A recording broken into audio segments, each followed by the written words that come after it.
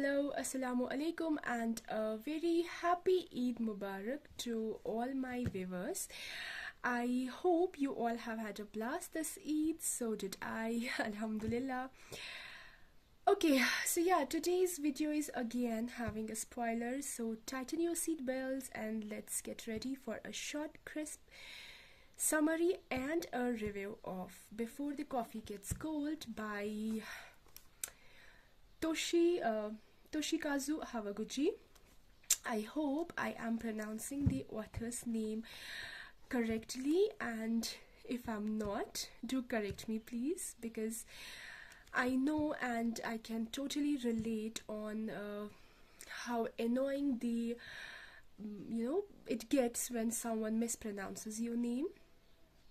Anyways, let's dive straight away into this cute small little book.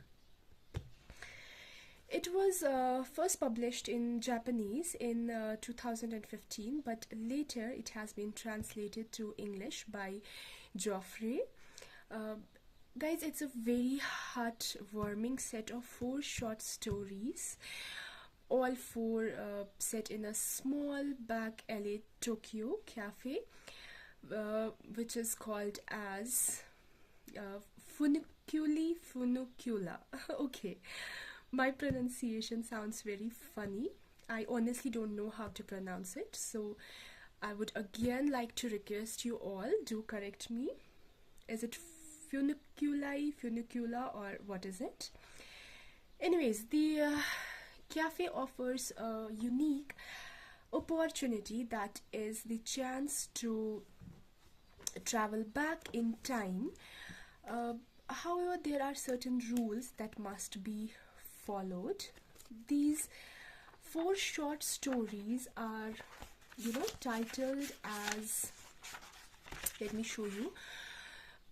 I hope you are able to see. The Lovers. Second story is Husband and Wife. Third is titled as The Sisters, and the 4th one is titled as Mother and Child. Guys, this novel actually revolves around a series of characters who visit this cafe with the sole desire, and that is to travel back in time in order to resolve past issues or connect with their loved ones, or just to get the closure. Trust me, each story is very deep, personal, and it has multiple themes of different emotions like love, loss, regret, and so on. Moving ahead, even though this cafe is a portal to past, it is a time traveling cafe, but there is a catch. Yes, there's this catch, that the journey comes with certain conditions, certain strict rules that must be followed if you want to travel to past. Rule number 1 is that the only people one can meet in the past via magical coffee are those who have visited the cafe. जब वो जिंदा थे तो उन्होंने वो cafe visit करा हुआ होना चाहिए. Second rule is, no matter how hard one tries while back in the past, one cannot change the present. Third rule is, in order to travel to past, one has to sit in a particular chair, particular seat. It's only that chair that enables you to travel to past, and the remaining chairs are as normal as any other chair. Rule number 4 is, while back in the past, one must stay in that particular seat only and never ever move from it. Otherwise you'll be pulled back into present. Rule 5 is that there is time limit. Yes, time in the past begins from the time magical coffee is poured, and one must return before this coffee goes cold. The rules don't end here. They aren't so simple. The scariest part of rule 5 is, If one does not drink all the coffee before it gets cold, you will be the next ghost sitting in the chair. Okay, since I have not yet elaborated the summary, so I want to clear about the ghost thing. I already mentioned there is one chair only via which people are time traveling, and there's this ghost who's always on sitting on this chair, and leaves that chair once a day only when ghost is supposed to use the washroom. So if the person who doesn't drink the whole coffee fails to drink the whole coffee, so that person will replace this already existing ghost on the magical chair. Now that sounds really scary. Anyways, without further ado, let's just dive into this into these chapters straight away. In the first chapter, I already mentioned, it's titled as Lovers. There are two main characters. One is Fumiko and the other one is Goro. Fumiko is, she's a career-focused woman, and she's yearning to revisit her past lover, whose name is Goro. She just wants to sit across her past lover once again, and that is why she's drawn to this cafe. She's not able to come in terms with the fact that her relationship has already ended. So this regret and curiosity to know why and how things turned so bad, she's just compelled to sit at that magical chair. She, is obviously devastated because her boyfriend called her for a serious conversation. For a moment she was like, okay, could this serious conversation mean, or it would be like that, will you marry me wala conversation? But it was not like that. Goro had called her in order to have a breakup with her. Goro breaks up with Fumiko because he believes she values her career more than their relationship.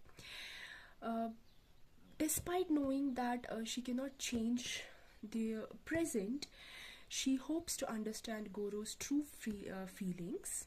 So, during the magical conversation, she realizes that Goro still loves her, but felt that breaking up was the best thing to do at that point of time for both of them.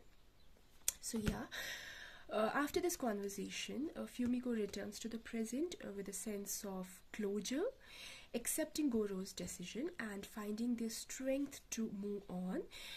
She actually finally knows now how to make her present better and stop being stuck in the past. Now, in this chapter, author has given a strong message that change is not always the necessity. Yes, guys. Instead of trying to change people or circumstances, sometimes it's better to look for closure. I personally also believe that sometimes the closures also heal you.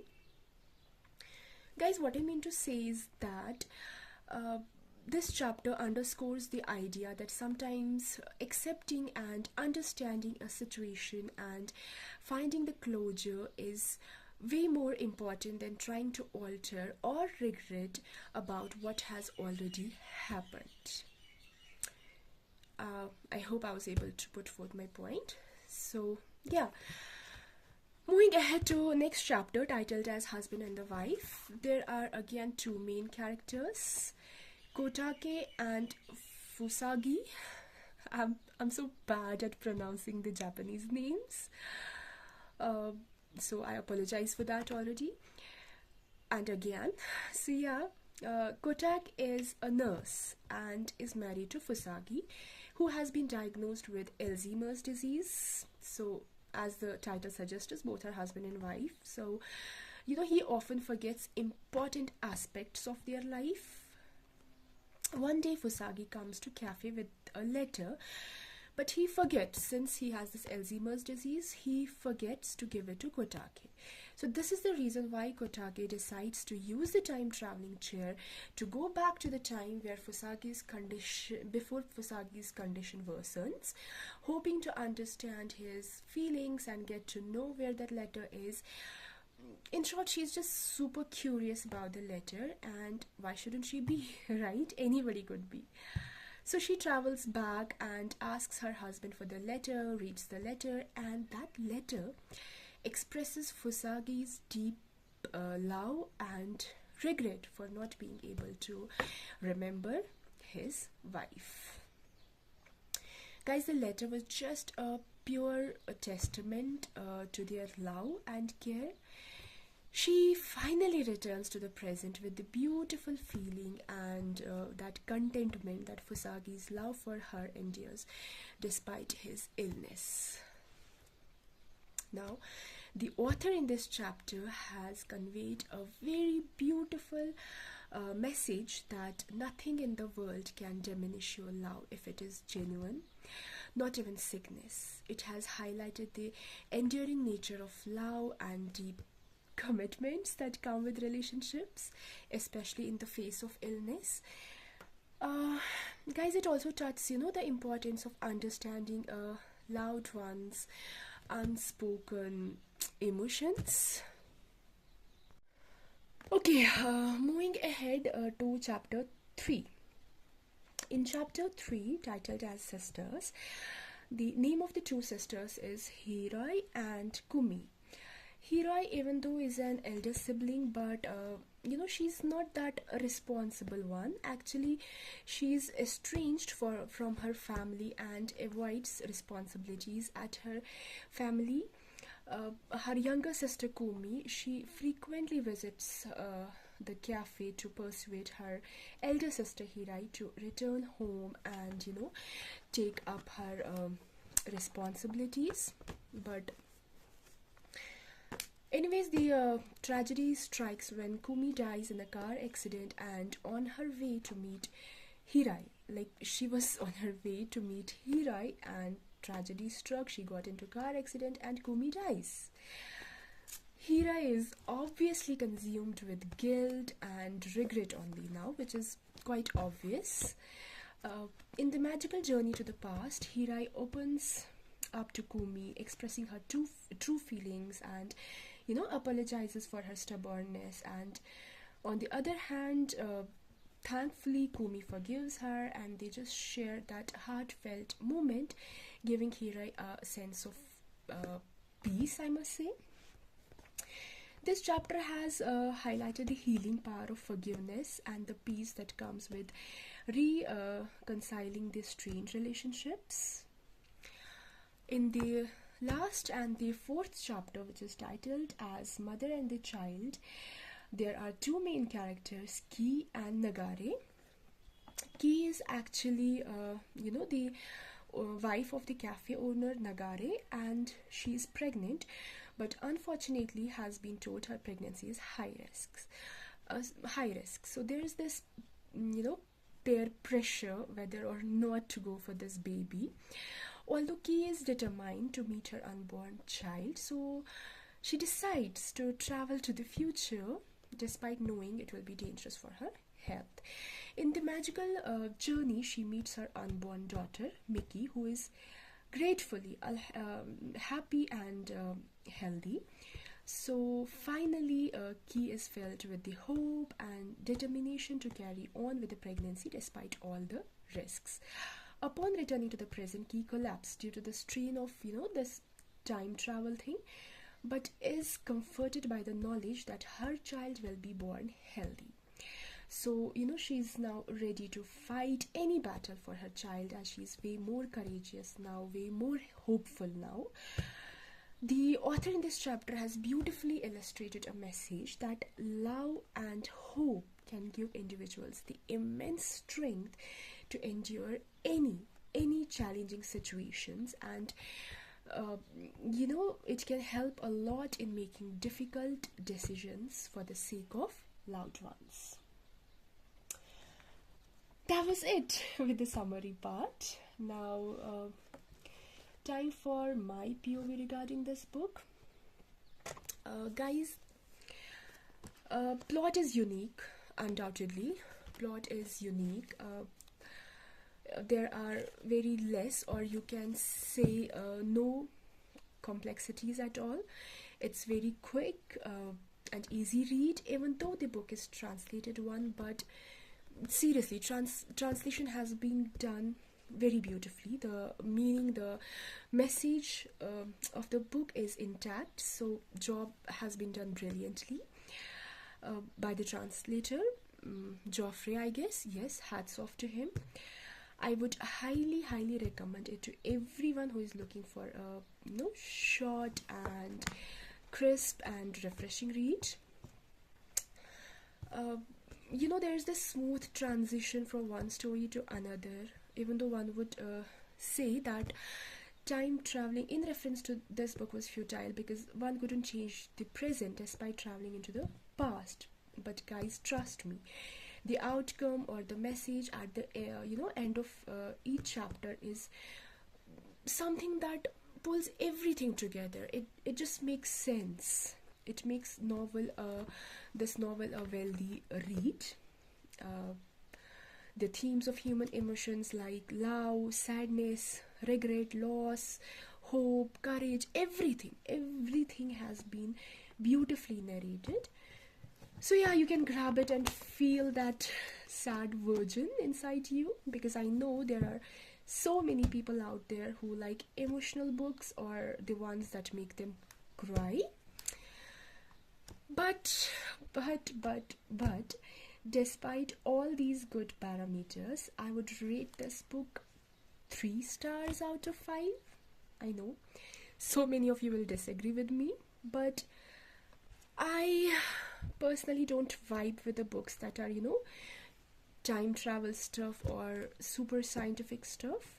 Also, the book was very predictable, jabki I personally like, spicy, unpredictable things and those twists and turns. So these are few parameters that make the book page turner for me, which is why mystery thriller is my all-time favorite genre, followed by the romantic one. So I found this book very repetitive, and it took like eternity to reach that emotional part, for which perhaps it was recently very hyped. Oh yeah, one more point that can justify my 3 stars is that the book has been adapted from the play, and that's again a big no for me. I seriously don't like the text adapted plays. Actually, this book was suggested to me by my friend's friend, so I was pretty excited about it.